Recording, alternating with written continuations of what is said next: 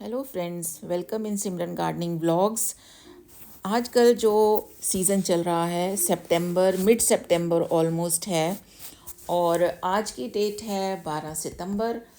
तो जो अब हम अपने गार्डन में देख रहे हैं वो हमारी मार्च, अप्रैल और मई की मेहनत है, क्योंकि वैसे तो जून, जुलाई, अगस्त, सितंबर इस बार बहुत ही अच्छा हमारा सीज़न रहा है। बारिश का, मॉनसून का स्पेल बहुत अच्छा रहा है। माइक्रो न्यूट्रिएंट्स बहुत ही अच्छी तरह हमारे प्लांट्स को मिले हैं और इस तरह से हमारा गार्डन जो है फूलों से भर गया है। तो फ्रेंड्स, आज हम बात करेंगे गार्डन के फ्लावर्स की।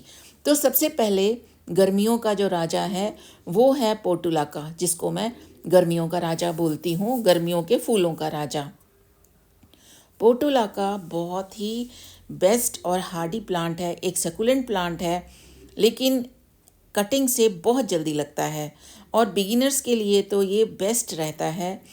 पोर्टुलाका जो है ये pink, red, dark pink, purple इस शेड में आता है, वाइट में भी होता है, हाइब्रिड भी होता है और देसी भी होता है। तो फ्रेंड्स, ये सारा मेरे पास जो लगा हुआ है ये मेरे पास पोर्टुलाका कटिंग से ही मैंने लगाया है। मैंने एक भी पौधा नर्सरी से नहीं खरीदा और यही आप भी कर सकते हैं। ये देखिए, वाइट कलर का पर्सलेन भी है। तो पर्सलेन दूसरा पौधा है हमारे पास, एक फ्लावर प्लांट, फ्लावरिंग प्लांट, जो कि हमारे गार्डन की शान होता है। तो फ्रेंड्स, ये देखिए, आप जब ये मौसम स्टार्ट होता है गर्मियों का, तो आप पोर्टुलाका और पर्सलेन को अपने गार्डन में फरवरी मार्च में लगाएं, तो सितंबर, अक्टूबर, यहाँ तक कि नवंबर तक आप इसके फूल अपने गार्डन में पा सकते हैं। तो ये देखिए कितने प्यारे फ्लावर्स आए हैं। हाँ, मेहनत करनी पड़ती है, फूल हैं, पौधे हैं, इन पे पूरी मेहनत अपने बच्चों की तरह करनी पड़ती है। और इस बार क्योंकि माइक्रो न्यूट्रिएंट्स बहुत भर भर के मिले हैं प्लांट्स को, और इसके अलावा जैसे कि आपको पता है मैं लिक्विड फर्टिलाइज़र यूज़ करती हूँ। मेरा गार्डन, मैं अपने गार्डन को ऑर्गेनिक गार्डन बोलती हूँ, क्योंकि मैं इसमें कोई भी केमिकल फर्टिलाइज़र या केमिकल पेस्टिसाइड नहीं यूज़ करती हूँ। तो सारे मेरे ये प्लांट्स जो हैं ये घर की बनी जो खाद खाते भी हैं और पीते भी हैं, यानी कंपोस्ट और लिक्विड फर्टिलाइज़र। लिक्विड फर्टिलाइज़र में जो पेस्टिसाइड है वो लेमन एंजाइम का मैं बनाती हूँ, नहीं तो सरसों पीस कर, सरसों को फर्मेंट करके जो पानी है वो पेस्टिसाइड बहुत ही अच्छा होता है। जो हमारे धार्मिक पौधे होते हैं जैसे तुलसी है, शमी है, उस पे हम स्प्रे कर सकते हैं। और लिक्विड फर्टिलाइज़र में सब्जियों के छिलके और फलों के छिलके फर्मेंट करके, दाल चावल का पानी और चावल जो उबालते हैं उसकी मांड फर्मेंट करके। तो ये तीसरा पौधा हमारे पास आया है फूलों का, वो है टिकोमा। बहुत ही प्यारा पौधा है, बहुत ही प्यारा प्लांट है, हार्डी प्लांट है। और ये देखिए, मैंने इसका इतना हार्ड प्रूनिंग की थी, लेकिन इसने अपने मौसम में, यानी जो इनका मौसम होता है फूलों का, फ्लावरिंग बहुत अच्छी करी है। और फ्रेंड्स, आप भी टिकोमा की कटिंग लगा सकते हैं बरसातों में। तो मैंने भी ये कटिंग से ही इतना बड़ा प्लांट तैयार किया है। तो फ्रेंड्स, ये बहुत ही प्यारा प्लांट है और हार्डी प्लांट है। बिगिनर्स के लिए ये प्लांट बेस्ट रहता है। तो नेक्स्ट हमारा जो फ्लावरिंग प्लांट आ रहा है वो है अपराजिता। ये तो हर्बल प्लांट कहते हैं इसको। और इसके जो फूल आप जो देख रहे हैं, सिर्फ नीले फूल, ये दो तरह के होते हैं, सफ़ेद और नीले। और मैंने कोई नहीं देखा, होते होंगे और भी किस्म इसकी, लेकिन जो ये नीले फूल होते हैं ये बेस्ट होते हैं। अगला हमारे पास आ रहा है सदाबहार। ये भी हर्बल प्लांट है, डायबिटिक पेशेंट के लिए अच्छा होता है और इसके फूल बहुत ही अच्छे होते हैं, बड़े ही यूज़फुल होते हैं।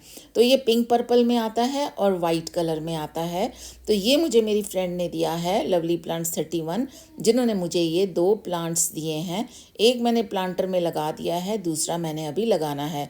और ये साथ में अरबी का पत्ता, अरबी लगाई थी और काफ़ी सारे पत्ते मैंने अपनी हाउस हेल्प को भी दिए हैं, अड़ोसियों पड़ोसियों सबको दिए हैं, जिन्होंने कि इसके पात्र बनता है, जो सब्जी बनती है अरबी के पत्तों की, मैंने भी बनाई थी। मेरे चैनल पे भी आप देख सकते हैं। अगला आ गया है मैक्सिकन पिटूनिया। ये बहुत ही प्यारा प्लांट है, इसको मैं धूप में, हल्की धूप में रखने जा रही हूँ। ये मेरे पास इस प्लांटर में पिंक और पर्पल दोनों तरह का मेरे पास ये प्लांट एक फ्लावर है, और ये गर्मियों का बहुत ही अच्छा फ्लावरिंग प्लांट है, हार्डी प्लांट है। सर्दियों में थोड़ा डोरमेंसी में चला जाता है, थोड़ा आराम करता है, लेकिन जब गर्मियों में आता है तो बहुत सारे फूल लेके आता है। और ये है मधुकामनी का। मधुकामनी का के भी फ्लावरिंग बहुत अच्छी होती है, बड़ी खुशबू वाला पौधा होता है। और गार्डन में अगर आपको खुशबू चाहिए फूलों के साथ तो मधुकामनी को आप अडॉप्ट कर सकते हैं। और स्नो बुश मेरी बहुत ही प्यारी हो गई है। ये कॉर्नर तो बरसातों के बाद बहुत ही प्यारा हो गया है।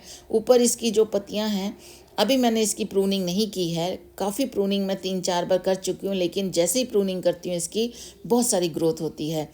नेक्स्ट आ गया है हमारे पास एक्जोरा फ्लावरिंग प्लांट। मेरे पास वाइट और पिंक एक्जोरा फ्लावरिंग प्लांट है।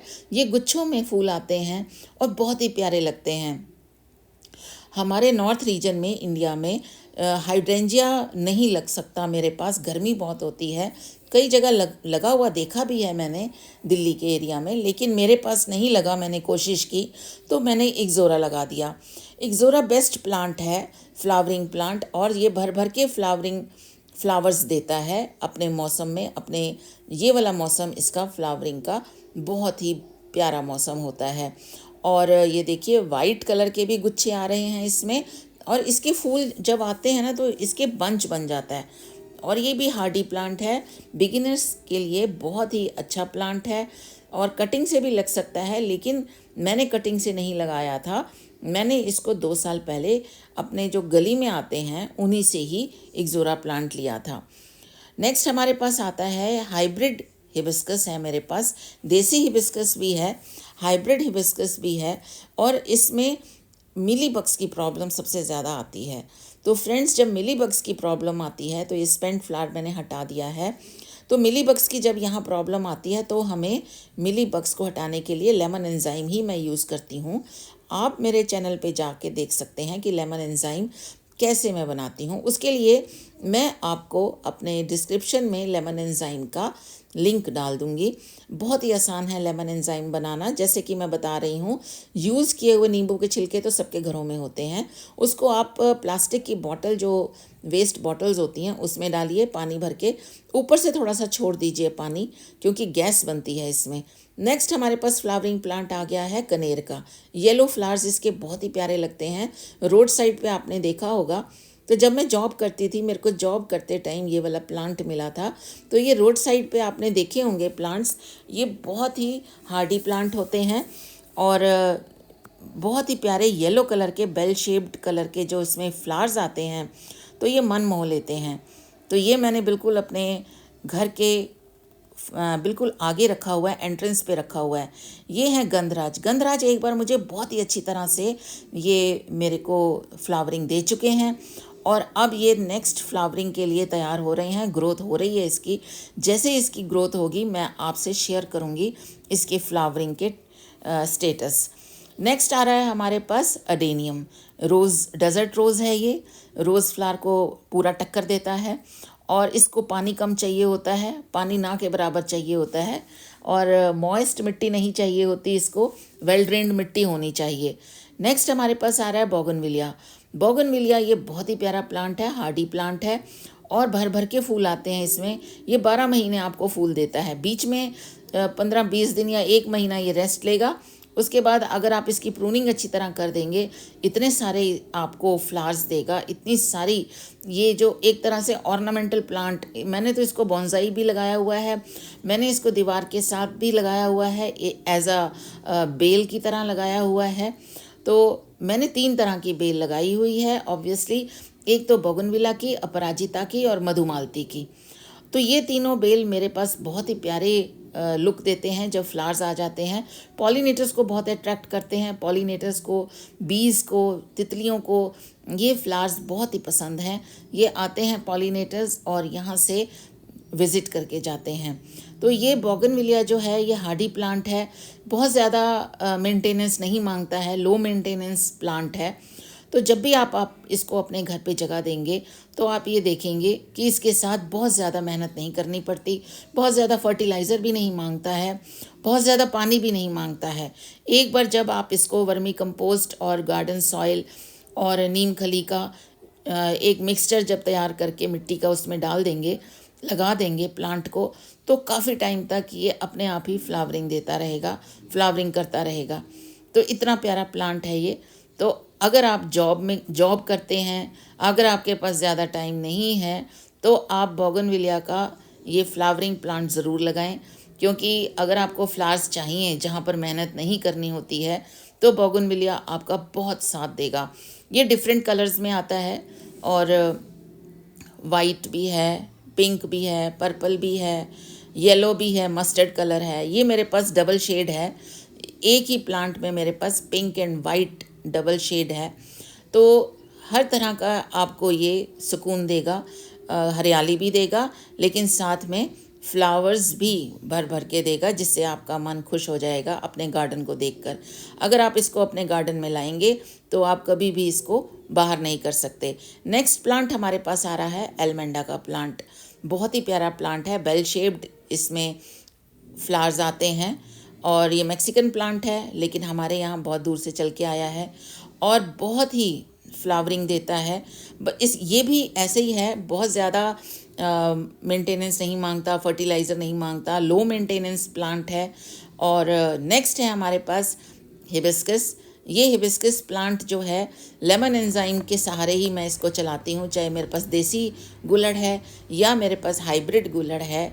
ये देसी में देखिए कितने अच्छे फ्लावरिंग हो रखी है और इसी तरह से हाइब्रिड में भी बहुत अच्छी फ्लावरिंग आ रखी है, बहुत अच्छे फूल आ रखे हैं। तो मेरे जो गुलड़ के पेड़ हैं वो हिबिस्कस से ही, लेमन एंजाइम से ही चलते हैं।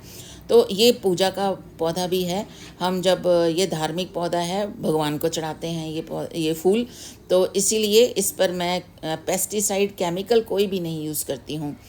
तो इस तरह से ये वाला जो प्लांट है ये भी लो मेंटेनेंस प्लांट है, बहुत ही अच्छी तरह से आपको आपके साथ रहेगा जब आप इसको अपने घर पर ले आएंगे। बिगिनर्स के लिए बहुत ही अच्छा प्लांट है ये। तो कोई भी बिगिनर्स अपने घर पे ये, अगर आप अपना गार्डन बनाना चाह रहे हैं, और हाँ, टेरेस पे भी आप बना सकते हैं। तो ये सारे प्लांट्स जो लो मेंटेनेंस प्लांट्स हैं, ये इनको धूप खूब चाहिए होती है। अगर आपके टेरेस में कम धूप है, यानी 5-6 घंटे की धूप भी मिलती है, तो उससे भी ये चल जाते हैं। तो ये देखिए, ये वही मैं बता रही हूँ कि इन फ्लावरिंग प्लांट्स के लिए आपको मार्च से मेहनत शुरू करनी पड़ती है, मार्च, अप्रैल, मई। उसके बाद तो जब हमारे पास मॉनसून का सीज़न आता है, तो मॉनसून में अपने आप ही इनको जब माइक्रो न्यूट्रिएंट्स मिलते हैं, तो ये तो खिल के हमें फूल देते हैं। ये मैंने बॉन्साई ट्रे में लगाया हुआ है, जो देसी गुलड़ है, देसी हिबिस्कस है। और इसके अलावा मैंने प्लांटर्स में भी लगाए हुए हैं, जो मेरे पास हाइब्रिड, ये वाला हाइब्रिड हिबिस्कस है। तो ये बहुत ही प्यारा प्लांट है। अब आ गया हमारे पास मधुकामनी। मधुकामनी की फ्लावरिंग बहुत ही अच्छी तरह होती है और कुछ एक फ़ेज़ आएगा, हाँ, 2 दिन तक इसके फूल रहेंगे, उसके बाद ये 2 दिन बाद फूल सारे झड़ जाते हैं। लेकिन 1 वीक के बाद फिर दोबारा इसकी बडिंग शुरू होती है, कलियां बननी शुरू होती हैं और उसके बाद तो फिर भर भर के फूल आते हैं। और इसकी एक ये विशेषता है कि आपका गार्डन हमेशा इसके फूलों की सुगंध से महकता रहेगा। ये भी लो मेंटेनेंस प्लांट है, बहुत ही प्यारा प्लांट है फूलों के साथ। और इसकी जो पत्तियां देखिए कितनी ग्लॉसी हैं। इसके पत्तियों का और कड़ी पत्ते का भी एक ख़ास रिश्ता है, वो मैं आपको कभी किसी और वीडियो में बताऊंगी। तो इसकी ग्लॉसी लीव्स को देखिए, इनमें भी मैं सब में लिक्विड फर्टिलाइज़र ही यूज़ करती हूँ, जो घर का बना होता है मेरा। मतलब मेरा जो गार्डन है उसमें आप जो फूल और पत्ते देख रहे हैं, वो सारे सिर्फ घर की साग सब्जियों का पानी या कंपोस्ट जो मैं बनाती हूँ अपने, क्योंकि मेरे पास थोड़ी सी गार्डन है, गार्डन की क्यारियाँ हैं गार्डन में, तो क्यारियों में ही मैं साग सब्जियों के छिलके दबा देती हूँ और वही मिट्टी मेरी कंपोस्ट बनती है। तो ये बहुत ही मधुकामनी जो है, अगर आप इसको अपने घर पे लाएंगे तो ये बहुत ही प्यारा आपको सुगंध के साथ ऑर्नामेंटल प्लांट भी है, फ्लावर्स भी देगा और इसके जो लीव्स हैं वो बहुत ही ग्लॉसी रहती हैं, बड़ी फ्रेश लीव्स रहती हैं। अगर फूल झड़ भी जाते हैं तो भी इसका जो प्लांट है वो ऑर्नामेंटल लुक आपको देगा। तो इसको भी 5-6 घंटे की धूप चाहिए। तो अगर आपको टेरेस गार्डन है, कोई आपके पास अगर गार्डन लॉन नहीं है, तो ये मैंने भी प्लांटर में ही लगाया हुआ है। तो प्लांटर में ये बहुत ही प्यारा चलता है। और इसके अलावा अगर आप इसको थोड़ा सा इसकी सेवा करनी होती है, वो यही कि टाइम टाइम पे गुड़ाई कर दीजिए और टाइम टाइम पे बहुत ज़्यादा फर्टिलाइज़र ये नहीं मांगता है। हाँ, लिक्विड फर्टिलाइज़र मैंने मॉनसून के सीज़न में तो नहीं दिया था, अब मैं फिर दोबारा मैंने देना शुरू किया है। इसके लिए आप मेरा पिछला वीडियो देख सकते हैं जिसमें कि मैंने सारे प्लांट्स को, फ्लावरिंग प्लांट्स को भी और लीफी प्लांट्स को भी लिक्विड फर्टिलाइज़र दिया है, जो कि मैं फर्मेंट करके बनाती रहती हूँ। साग सब्जियाँ आप रोज़ अपने घर पे बनाते हैं, दाल बनाते हैं, दाल का पानी आप फेंकिए नहीं, सिंक में तो कुछ भी नहीं जाना चाहिए, ना दाल का पानी, ना चावलों का पानी, सब्जियों के छिलके हमारे कूड़े में नहीं जाने चाहिए। वो सारे हम अपने गार्डन में लगाएंगे तो हमारा ये जो गार्डन बन जाएगा वो एक ऑर्गेनिक गार्डन बनता है। और कोई भी किसी भी तरह का केमिकल, जैसे कि मैंने आपको पहले भी बताया, मैं यूज़ नहीं करती हूँ। मेरे पास सिर्फ यही लिक्विड जो फर्टिलाइज़र है, दाल का पानी, चावलों का पानी और साग सब्जियों और फलों के छिलकों का पानी, फर्मेंटेड वाला, तो वो मैं यूज़ करती हूँ। तो इसी से ही इतनी ग्लॉसी लीव्स पर इतना ग्लॉसी लुक आता है। और इतने जो ये वाले जो फ्लावरिंग प्लांट्स जो हैं जिनके बारे में आज मैं आपको बता रही हूँ, वो भर भर के फूल देते हैं। चाहे बोगनविलिया का प्लांट है, चाहे सदाबहार है, चाहे हिबिस्कस है, चाहे इक्ज़ोरा है, जितने भी मैंने फ्लावरिंग प्लांट्स आज आपको इस वीडियो में बताए, वो सारे प्लांट्स लिक्विड फर्टिलाइज़र की ही देन हैं। हाँ, वो भी मैं ऐसी बात नहीं खाली लिक्विड यूज़ करती हूँ, मैं इसके अलावा सूखा फर्टिलाइज़र वो यूज़ करती हूँ। इसमें चाय पत्ती का यूज़ कर सकते हैं, ग्रीन टी का यूज़ कर सकते हैं। वो भी मैंने वीडियो अपने चैनल पे डाला हुआ है कि जो ग्रीन टी के पाउच हैं वो आप कैसे यूज़ कर सकते हैं। और इसके अलावा यहाँ मनी प्लांट है, इसमें मैं बहुत चाय की पत्ती का यूज़ करती हूँ। तो फ्रेंड्स, बहुत अच्छा लगा आप लोगों से मिलके। एक फूल का नाम तो अब बताना भूल गए, हमारा जो फूलों का राजा, उसको मैं गुलाब बोलती हूँ। ये भी हार्डी प्लांट है और हाँ, इसकी केयर करनी होती है। इसमें डाईबैक की थोड़ी सी समस्या आ जाती है, लेकिन अगर आप केयर करेंगे तो ये भी आपको खूब सारी फूल देंगे।